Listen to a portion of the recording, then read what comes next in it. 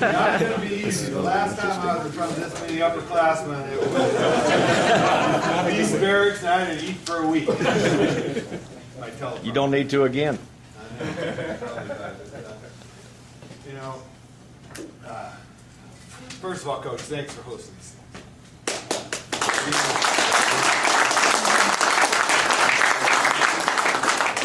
I wasn't sure how I'd fit in. I came here 4 years ago and spent the weekend listening to everybody lie to each other about how great their Army basketball careers were, and I'm in. Well, those guys before you played were pretty goddamn good. No. I never thought I was any good. I started talking about it, and I'm pretty good now.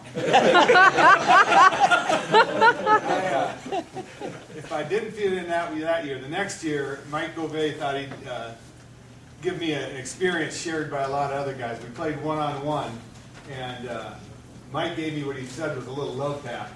But I called it a charge, and what it was Mike, yes, sir. You let him live, huh? What it was is his shoulder impaling itself on my lip. And by the time I got home, my lip was so fat, my wife thought I'd come here to get Botox treatments. Spent the next 3 weeks saying, how come Daddy's talking so funny? But if you haven't met my wife, I hope you get a chance to introduce yourselves to her. Besides this book, it's one of the best ideas I've had. You just walk up to her like Dan Schrage. You haven't met her yet. Just walk up to her and say, "I'm Dan Schrage." Is it Schrage or Schrage? Schreiber. Just say, you know, she knows all your stories. You walk up. I'm the guy who guarded Bill Bradley and Mel Graham and Will Chamberlain.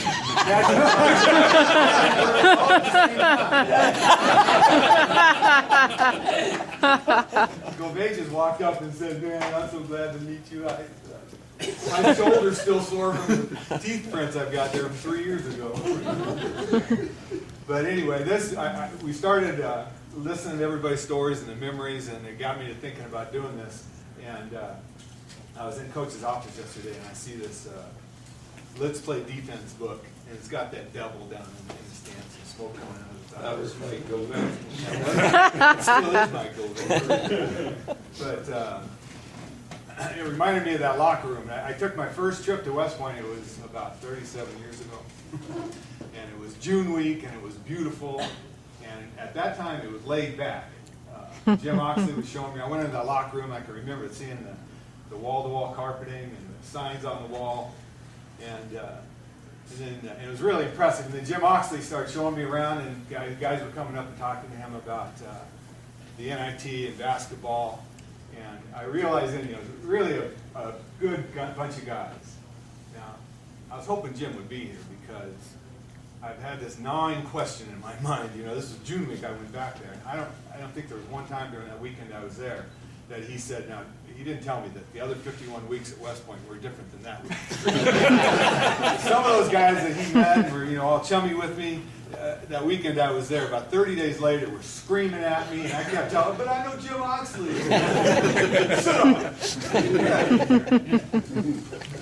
But Coach, putting this together made me realize what a good group of guys this is. And their loyalty to each other and to you is more than a tribute than anything that's in this book.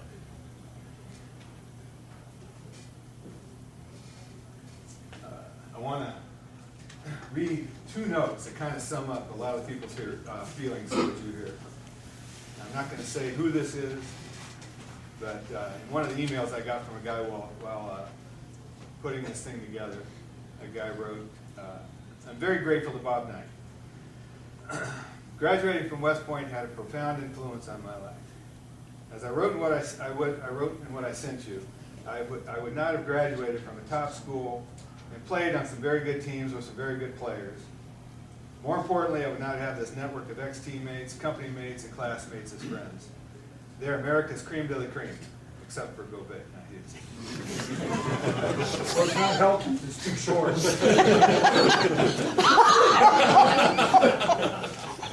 He introduced himself to Toby and said, "I'm the guy who wrote that book." On page 74. But another one that sums it up, that note isn't in the book, but this one is. It's from General Schwarzkopf. And he was an instructor at West Point while Coach was coaching there.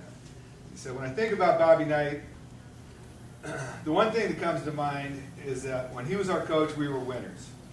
I think it's very important for West Point cadets to think of themselves as winners. They will carry that winning attitude with them throughout their Army careers and be better prepared for the challenges they'll face. I'm happy to have this opportunity to say thanks, Bobby. You helped us all think about winning. Coach, you've, excuse me. I'm thinking about Go Bay coming up here. Coach, you made an impact on all these players and throughout your 892 victories now. And I was hoping to get a bunch of stories from these guys similar to the stories you tell. In fact, I was kind of chuckling the other night. Coach was telling Bob Greasy and Brad Nessman that today's players are a lot different than back when, 300 years ago. These guys will come out today, and after a game, they'll immediately go to the stats and look on the internet and see what people are saying about them, and it shapes the way they play and the things they do. But as soon as I got back to the hotel, I'm thinking, it was on my mind, some of the stories Coach was telling, and one of the guys here, I won't say who, Eddie, he gets his book, and the first thing he comes up and says, look, right here, I scored 24 points in that game. I was hoping to get stories like you told that Syracuse story the other night, where Mike Gobey challenged the whole state of New York. But Mike tells, I may have it confused, but Mike tells a story about him coming out that court and giving those kids the peace sign, and you and Colonel Rogers had a bad angle and I saw one of his fingers.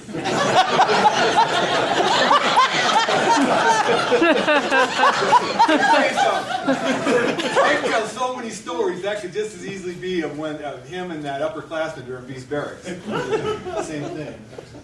But instead of stories about basketball, we got a bunch of stories about you and the stuff you've done, the things you've done for people. A letter you wrote to somebody, a parent you visited. There's a note in here. I'm going to read it. It just kind of typifies the reason we're all here, and you've got so much loyalty. Let's see. Coach, I'll never forget you, and that goes for you as a person.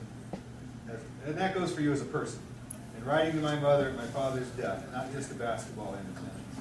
And that's just typical of a lot of the notes that are in here. Excuse me. Dang. All right, Mike? But finally, just as impressive as these notes and as good as the stories are, what I found even more impressive is his list of friends. It's an impressive list in here. And about a week or two ago, I'm in the car, and this talk show host is interviewing Supreme Court Justice Clarence Thomas. And I'm listening to it. They're talking about his autobiography. And the guy says, okay, after this break, I want to talk to you about your relationship with Bobby Knight. I could have called Mary Ann. Coach knows Clarence. I could have called Mary Ann, called Clarence, got a note from him, and it'd be in here. Then I'd have to run it by Dick and Jocko and Bob. Clarence doesn't know anything about Army basketball for kids. I would probably let it slide. But what he was talking about and what he mentioned in this interview was what you have in common with him is a thought that, everybody, all of us want to win, but there aren't that many people that have the desire and are willing to do what it takes to prepare to win. And, Coach, that's a big part of the effort behind this.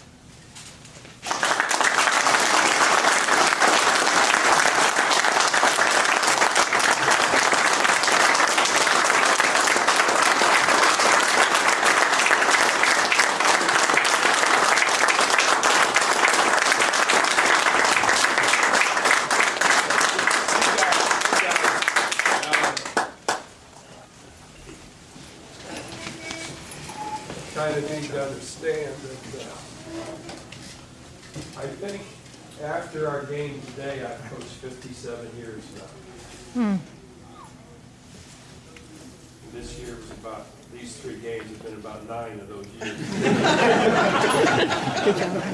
But they're really, in all the years that I've coached, there really isn't anything that I look back on with a greater feeling of having enjoyed something or remembering people like coaching at West Point. You know, I'm not a, I was telling some guys, Mike Krzyzewski and I spoke to the Corps of Cadets about a month ago. And, you know, I've known Hagenbach. You know, Hagenbach's a good friend of Bobby's, I think. Where's Bobby? Right here. Isn't Hagenbach a buddy of yours? And one of the things I said in talking to the Corps was, you know, one thing all you folks got to understand is the United States Army in its history has had a lot of goddamn bad generals. I couldn't resist that. I couldn't, I just, you know, it was like my wife says, you know, why don't you just pass over some of the lines? But that was not one that I could. And I said, so just coming here doesn't ensure either success or greatness, but it is an unbelievably unique opportunity to get an education that carries you through all kinds of things, whether you stay in the Army or don't stay in the Army. I'm not sure they wanted to hear that one either, but I do think that you have, all of those of you that went to the academy have gone, attended and graduated from the most unique school in the country. If I coached at Air Force or Navy, we'd have never lost a game, and never lost a kid to Army. I mean, you guys all watch Corso on television. When Corso was an assistant coach at the Naval Academy, he used to recruit kids, and he'd take he'd get a broom. He'd ask the lady and the mom of the kid, he said, "You have a broom or anything?" And then he'd march in the living room with the broom over his shoulder, and he'd dive behind chairs, and he'd start ducking bullets. And he said, "Is this what you want your son to do? Dive in box over, duck bullets, carry a gun? You ought to send your son to Naval Academy. Here's what we do at the Naval Academy." So I used to, one time we're having a meeting, and I don't know, some of the coaches were, I think Tom Cahill was there, Jack Riley was, he and I were kind of kindred spirits. And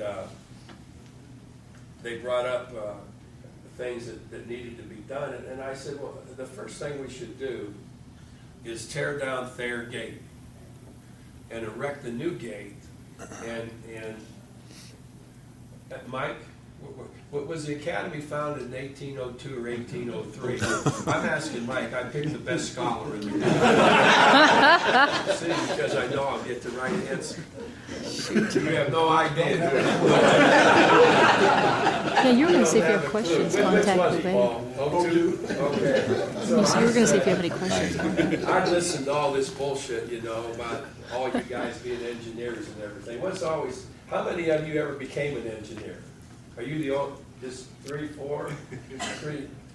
Sam, is that right? Did you all go in from the academy, or did you eventually go into the Corps of Engineers? The thing that I could never understand was, and I'm not a great math student, but Danny, tell me if I'm right. When you graduated, there were probably 750 kids. How many? 500. 5? It wasn't, well, but how many went into the Corps of Engineers? About 30? Probably, yeah. But see, there's other engineers. There's aerospace, there's mechanical. So the Corps of Engineers was a smaller group. Yeah, that was a simple. But I mean, those are the only spots that were available to you, though. I could never understand why you had to study all that bullshit, and there are only 30 spots. That always was hard for me to understand. So I would get into this get into this discussion with all these colonels and everything. So I said, here's what I think. We tear down their gate. I said, I'll raise the money for it. We'll put up a new gate, and it'll say United States Military Academy, founded in 1802, and since then unhindered by progress. 2 guys wanted to fire me on the spot. I'll never forget this. But all of this, I think, and I kid a lot about the academy and the courses. I mean, Jocko took math 14 times. Jocko. Which one? What did you say? It was some kind of math. I went through 4 years of college, never took a math course. When you like to have that shot, you should have gone to Ohio State. Anybody get in there? Well, all of this stuff, I think, makes West Point so unique. I mean, it's a hard school to get into. And it's a hard school to get into because of the size of the student body. And it is an extremely hard school to go through. I mean, I used to, one time we were, I've gotten a bunch of guys to kind of suck them into a conversation about one of the greatest military figures in American history was George Marshall. And I turned and said, where did he go to school? And they all said West Point. But where did he go to school? VMI. And boy, I mean, that is a shitty place at VMI. I mean, West Point is the citadel for everything compared to VMI. But I put all this stuff together, and that's why it's so unique for you guys to have gone there, because it is hard. I mean, it's tough. And you think back at all the time when you were an underclassman that you wanted to punch out some first-classman. And probably should have. It would have been good for you and probably good for the Army if you would have. But you really learned to do a lot of things that you didn't like to do. And what I tried to do with basketball was this. I had no idea that I would end up staying there. I was, you know, I taught school and coached in Ohio for a year, and I was at the NCAA tournament, and we had just played in it the last 3 years in the championship game, and we'd won it in 60 and gotten beat by Cincinnati in 61 and 62, and then in 63 Loyola beat Cincinnati in overtime. And at that tournament, I was standing with Coach Taylor, and I had asked him to talk to John Wooden. And then really, John Wooden at that time wasn't John Wooden as we know him today. He was coaching at UCLA, and we had played them in Los Angeles at the Far West Classic and had just buried them, just pounded them like a drum. So now I'd ask Coach Taylor, if you run into Coach Wooden, and I had only ever been to California that one time to play in that tournament. And when we went out there and played, we played Washington, UCLA, and USC to win what used to be called I think it was called the Los Angeles Classic. And so anyhow, he talked to Coach Wooden, and I had a chance to go out there and go to graduate school and help Gary Cunningham coach the freshman team. Gary was a great player at UCLA and is now the athletic director, I think, at Santa Barbara, and eventually coached at UCLA. And while Coach Taylor is explaining this to me, George Hunter came up. Now, Dick was recruited by George Hunter. Helps was recruited by George Hunter. Was anybody? Denny. Just you three, I think. Am I right? I don't think anybody else was recruited by George Hunter. So he and Coach Taylor were friends. George Hunter had gone to West Point from Mount Union College in Alliance, Ohio, and that's how he got the job. There was a guy named Tom Hart who was on the was an assistant to Colonel Blake, and I think that Hart went to Colonel Blake about George Hunter, and Colonel Blake interviewed him and hired George, and that's how he became the basketball coach there. And Tates was there in the Army for 2 years, and then stayed with Hunter a year after he got out of the Army. So as we're talking, George Hunter said to Coach Taylor, he said, well, you know, if he's ever going to be drafted, let me know, and I'll have him come to West Point. And this was the best question that I ever asked anybody in my life. I turned to him and I said, well, Coach, what if I'd volunteer for the draft? Well, subsequently to that, I did. My dad had 9 sisters and 3 brothers. And I was the first boy in the family to go to college. And I made my dad almost shot me when I told him I was going to volunteer for the draft. He said, what the hell we send you to college? and you know, 1962, nobody had heard of anything in Southeast Asia at that time. And so I asked him that question. And as I say, that is the most important question that I have ever asked anybody. And he said, well, if you want to do that, we'll bring you to West Point and coach. And so you can coach the plebe team. So that really kind of greatly intrigued me, because I knew enough about West Point and I'd read enough about military history to know that it was a very unusual situation. And so I volunteered for the draft. 2 guys from my county in Ohio were taken into the draft at that time. And that's how little, and I think the other guy had volunteered also. And so I went through Fort Leonard Wood, but I tried to hedge all my bets. And I played freshman baseball at Ohio State, so on that athletics and recreation form that you fill out in basic training, I put that down. And the first sergeant in our company was a guy named Randall.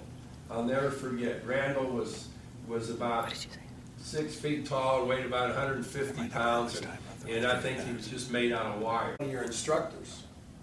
It wasn't like one of the company commanders. One of the Tax. One of the tax. You know, I'm just a civilian, and I don't have a organized authority that enables me to extract from kids what it is that we have to get to play basketball. And that I could never, other guys, Janarone understood this. Janarone's the greatest. There's never anybody in my lifetime that was an administrator of importance that was a greater supporter or understood things better about athletics than Janarone did. But I got to share this one thing with you. So anyhow, we're going back and forth. And finally, I said, you know, I understand that for you to become a general officer, it takes congressional approval. And I'm amazed that we have that many goddamn dumb congressmen. Oh, gosh. I thought Dealins was going to have cardiac arrest. But that was my kind of parting shot. So I knew that whether I got another job in coaching or not, I wasn't going to stay at West Point. Because Bear Bryant told me one time, and he and I are sitting in his office, and he said, son, you keep one thing in mind. There comes a time for every coach at every institution when people he has pissed off along the way are in a position where they can control your destiny. Don't ever forget that. And I really never have. But let me conclude simply by saying that without any reservation, the 5 years that I spent prior to that year as a head coach at West Point were the best 5 years and in all the time that I've coached. You know, not because the weather was so good, or not because we won the national championship, or not because of anything other than the enjoyment I got out of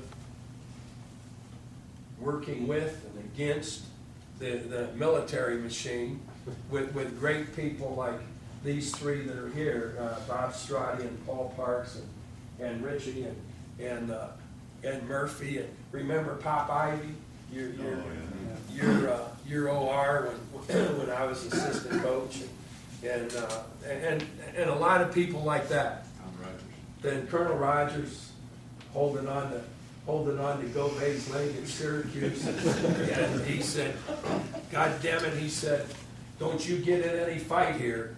And he hooks his leg around Mike's leg, and Mike says, "Well, Colonel, you know I'm going, so." I already heard that one. I can still see Tom with glasses slide down on his nose. And I say, "Look at my boy." And Tom looks out at Mike walking down the floor, and he goes, "Jesus Christ. Please help us here, please." So, and I can think back all kinds of things like that. But it's the guys that played, and the guys that I'll never forget that. Where's Tommy? Tommy got hurt. I think maybe being able, in a way, however small that way might be, to contribute something to kids and to what kids would do eventually, that would mean something to the country. Because Henry Iba's letter to me that I mentioned a moment ago said this: "Just remember that when you coach the Olympic team, you're no longer coaching for your school or your state or your league. You're coaching for your country." And I think that what you guys did, each and every one of you, the guys that were officers while I was there, the guys that were cadets while I was there, you've done something very special, regardless of how long it was that you stayed in the Army. You did something very, very special. And I think my opportunity to be a part of that in the form of a teacher of a sport is the most meaningful thing to me that I've done in my lifetime. And not just that, but I think it's a period of time that I remember, those first 5 years, that I remember with more feeling, more thought, more emotion than any period in my lifetime. I have a great appreciation for the effort, in some cases the abuse, everything that you put forth and that you accepted, those of all of you that played while I was coaching at West Point. You provided me with far more than I provided you or West Point provided me, and that was a lot. And there's no group of players that I've had during my entire career in coaching that I would rather go back and coach again, other than those of you that played at West Point. It's easy to say it was an honor. It goes beyond that for me. It was a real privilege to have coached there, and across the board, it was a greater privilege to have had you guys play.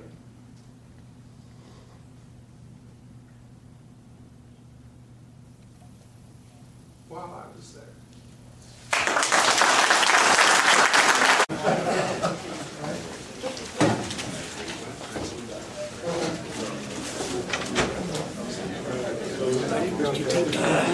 Not all of it, a lot of it, but it got to be good. We were practicing.